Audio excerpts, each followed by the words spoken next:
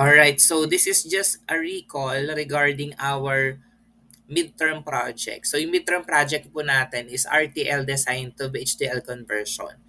And as you know, more than just technicality na we're able to convert yung napili po nating RTL design to VHDL, then nakapag-create po tayo ng test bench that will check and produce the required waveform.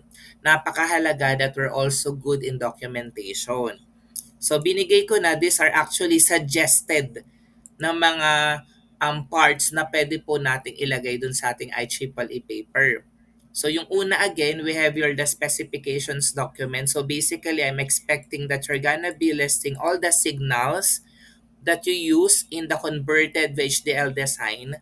And then more than just the list of the signal, kung anong pangalan ng signal, ano yung data type ng signal, ano yung bit width ng signal, ano rin yung description ng signal na yon.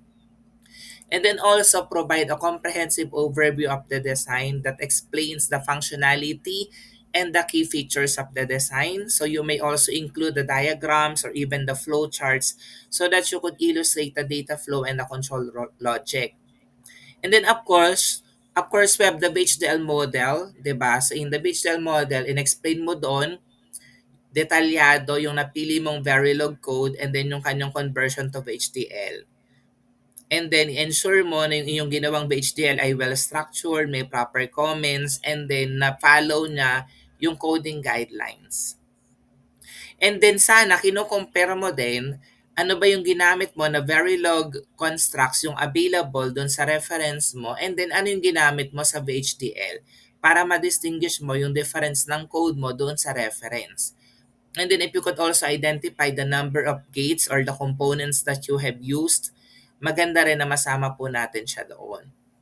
And then after you created the model, syempre, you have to create a verification list, di ba? The verif list outlines the functionalities and the features to be tested. So, based on sa ating BHDL code, nasaan yung mga items na i-verify mo doon? Ano mga functions yung ating i-verify? So, syempre, gagawa ka ng test cases that will cover the various aspects of the BHDL design, katulad ng instruction, execution, data processing, and control flow. Depende sa napili po natin na design.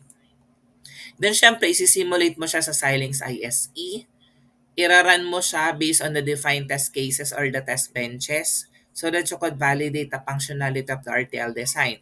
So, pwedeng marami kayong test patterns na ginawa. Hindi lang naman po isa yan. Siyempre, explain mo rin yung ginawa po natin na test pattern. Then analyze the simulation results so that you could identify and resolve any discrepancies or errors. So ito yung deliverables po natin. Again, specifications document that details the signals, descriptions, design overview, and diagrams.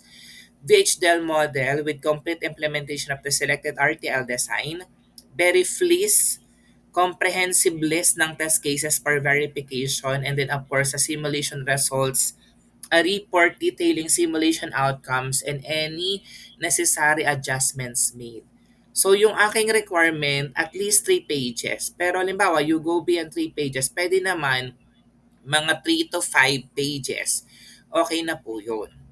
So aside from ni-recall po natin yung ano yung mga minimum na pwede nating ilagay doon sa ating IEEE paper, may binigay na rin ako sa inyong sample. Ayan. So this is from my third year student. Yun nga lang, yung project nila is to create test bench ng Verilog. Kayo kasi you convert the Verilog to HDL. So, ang ina-expect ko, syempre, gagawa ka ng title. Title, hindi yung objective yung nilagay mo dito. 'Di ba? So, halimbawa, implementation ng Verilog in SR latch with NOR and NAND gates, RTL design and schematics. Or halimbawa, sa case nyo, um, RTL conversion of this ganyan to VHDL, something like that. And then nakalagay yung pangalan nyo, then pangalan ko, then undergraduate student, computer engineering department, then faculty member ako, 2, then computer engineering department, and then complete address. And then if you would like to put also the email addresses, pwede naman. Ito yung email ad ko. Then syempre meron ka dapat abstract. At kung naglagay ka ng abstract, natural meron kang keywords. Alright? And then, naglagay siya dito ng introduction. Siyempre, depende kung ano yung topic na napabigay sa'yo. Related dito yung kanyang introduction. Then, may nakalagay siyang references dun sa kanyang introduction. Dami nagpasa sa akin, walang references. Ano yun, inimbento mo? Then, pangalawa, nilagay niya dito yung overview. Ayan. And then, binreakdown niya pa yung una, yung SR latch using the NOR gate. And then, ito na nga yung hinihingi kong table, 'di ba? So, andito yung signals, the signal type, the bit width, and then the description. Just happens na yung kanya, lahat ay scalar. And then, itong table 2, yan, nilagay na dito yung truth table.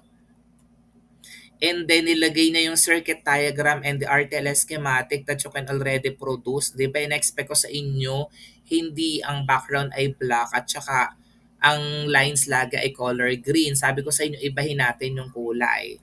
And then, syempre, in-explain niya yung figure. Then, letter B na, yung NAND gates, ganun uli.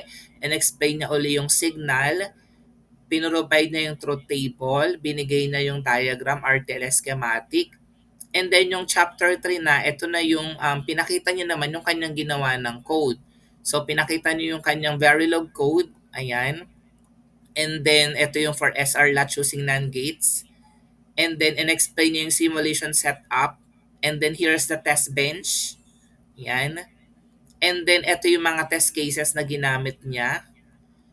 And then the simulation waveform. So, ang nire-request ko when you present the simulation waveform, ipakita mo yung reference, yung galing dun sa binigay ko sa'yo. Ito yon yung color, yung nasa taas. Pwede mo lagyan pa siya ng label.